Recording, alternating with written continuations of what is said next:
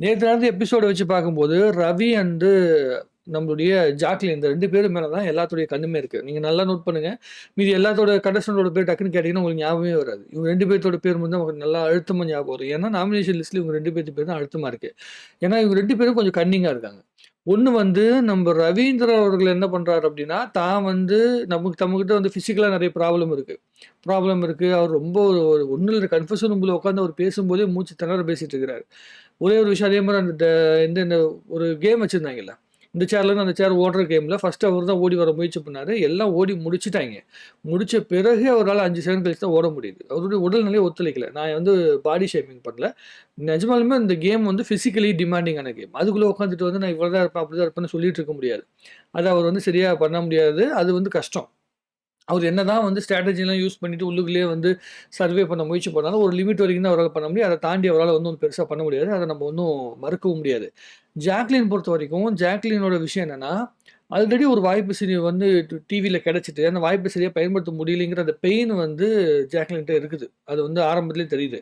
ஒரு வாய்ப்பு கிடைச்சது. அப்புறம் சினிமாவுக்கு வந்து ஒரு வாய்ப்பு கிடைச்சது. சினிமாக்குள்ள போன பிறகு மறுபடியும் மீடியாக்குள்ள வர முடியாம திணறிட்டு இருக்கிற அந்த விஷயம் வந்து நம்மளால புரிஞ்சுக்க முடியுது. அதனால இந்த வாய்ப்பு எந்த ஆங்கிலயும் நம்ம மிஸ் பண்ணிறக்கூடாது.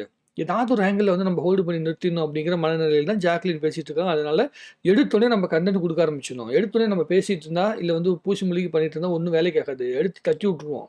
மைண்ட்ல தோன்றத அப்படியே பேசி விட்டுருவோம் அப்படிங்கிற மனநிலையில தான் ஜாக்லின் நடந்துட்டு இருக்கிறாங்க. அது ஒண்ணும் நம்ம தப்புன்னு சொல்ல முடியாது. லாஜிக்கலி அது ஓரளவுக்கு வந்து சென்சிபிளான விஷயம் தான்னு வச்சுக்கலாமே. ஆனா ஓகே தான். என்ன பொறுத்தவரைக்கும் என்னன்னா, ஜாக்லின் அவர்கள் வந்து இப்போதைக்கு கேம் பிளே ஆடுறது நல்ல விஷயம் தான். பட் ஆனா நாமினேஷன் லிஸ்ட்ல இவ்வளோ சீக்கிரம் இவ்வளோ தூரம் போனாங்கன்னா, உடனே தூக்கிருவாய்ங்க. ஒண்ணு இந்த ப்ரோகிராம் நடந்துட்டு இருக்கும்போது, வெறும் ஜாக்லின் மட்டுமே ஓரியன்டட் நடந்துச்சுன்னா, உள்ளுக்குள்ள இருக்கவங்களுக்கே வந்து பிடிக்காம போயிரும். ஒரே ஒரு விஷயம் என்னன்னா, அங்க இருக்கிற அந்த பெண்கள் கூட்டத்திலேயே, அ ஜாக்லின் மேல வந்து ஒரு பெரிய அபிப்பிராயத்துல இருக்கிற மாரி தெரியல. அவங்களே கொஞ்சம் பூசி முழுகி தான் பேசின்னு இருக்கிறாங்க. ஸோ, அதனால ஏதாவது ஒரு வாய்ப்பு கிடைச்சதுன்னா, இல்ல ஜாக்லின் மறுபடியும் லூஸ் டாக் விட்டாங்கன்னா, எப்படி ஆண்கள்ட்ட போய் பேசும்போது, சம்மந்தமே இல்லாத ஒரு விஷயம். எல்லாரும் சேர்ந்து எடுத்த முடிவ வந்து எனக்கு சரியில்லைன்னு தோணுதுங்கிற விஷயத்த திரும்ப திரும்ப பேசிட்டு இருக்காங்களோ, அதே மாரி தான் தோணிட்டு இருக்குது. இல்ல சில பேர் பேசாமயே இருக்கிறாய்ங்க.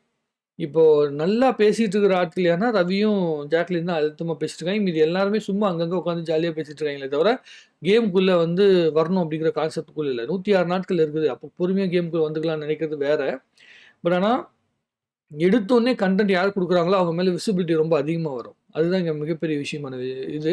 நீங்க ஃபர்ஸ்ட்டு தலைவி யாரா இருக்காங்க, யாரு இதா இருக்காங்க, அதெல்லாம் அடுத்த விஷயம் கிடையாது. டீமுக்குள்ள உட்காந்துட்டு தன்னை நாமினேட் பண்ண விடாம, அப்படியே நாமினேட் பண்ணாலும் நம்ம வெளிய போக விடாம, நம்மள பார்த்துக்கிற அந்த தன்மை இருக்குல்ல, அதுதான் ரொம்ப முக்கியமான விஷயம். அத வந்து நம்ப ரவீந்திர வந்து அதுக்கு முயற்சி பண்றாரு. அது எந்த அளவுக்கு ஸ்ட்ராட்டஜிலாம் ஒர்க் அவுட் ஆகும்னு நமக்கு தெரியாது. பொறுமையா வந்து பார்ப்போம். ஸ்ட்ராட்டஜி என்ன வேணாலும் பண்ணட்டும். பட் ஆனா எல்லாத்துக்கும் ஒரு லிமிட்டேஷன் இருக்கு. அந்த லிமிட்டேஷன் தாண்டிலாம் யாருனாலயும் ஸ்ட்ராட்டஜி பண்ண முடியாது. எப்படி இருந்தாலுமே உண்மை முகம் வெளி வந்துரும். ஆனா ஆல்ரெடி நேத்து பார்த்த வரைக்குமே தெரிஞ்சது பயங்கர கன்னிங்கான விஷயம். ஒரு சின்ன பொண்ணு, அந்த பொண்ண வந்து இப்ப நம்மள டார்கெட் பண்ணிருவாங்க. ஸோ வேற யாரையாவது ஒருத்தவங்க டார்கெட் பண்ணி நம்ம பேசணும். ஸோ ஆட்டோமேட்டிக்கா ஒரு பொண்ணு வந்து மாட்டிக்கிச்சு. அவ வாயிலேருந்து வார்த்தை வந்துருச்சு. அதனால அத வச்சு நம்ம ஊதி பெருசாக்கலாம்னு சொல்லி அந்த சாச்சரா பொண்ண வந்து ஊதி பெருசாக்கி பண்ணதே வந்து நம்ப ரவீந்தர் தான். அது கொஞ்சமாச்சும் ஒரு கர்ட்டஸி பார்த்துக்கணும். வெளிய போனதுக்கப்புறம் நீ நல்லா இருப்ப, பயங்கரமா வருவ. இதெல்லாம் ஒரு மேட்டரே கிடையாது. உள்ளுக்குள்ள வந்து ஒரு வாய்ப்பு கிடைச்சிருக்கு அப்டின்னா, நீ உன்னோட ஓன் டிசிஷன்லயே பண்ணியிருக்கலாம். பட் ஆனா அந்த பொண்ணு வந்து அந்த மாரிலாம் வந்து அவ்வளோ ஒரு ஸ்போர்ட்ஸ்ல நடக்கிற ஒரு விஷயத்த, கேமா நடக்கிற விஷயத்துக்குள்ள உட்காந்துட்டு நான் எத்திக்கலா பேசிட்டு இருக்கேன் அப்படிங்கிற மாரி அந்த பொண்ணே பேசிறக்கூடாது லாஜிக்கலி. அதனால தான் அதுக்கு ரிவர்ஸ் ஆயிப்போச்சு.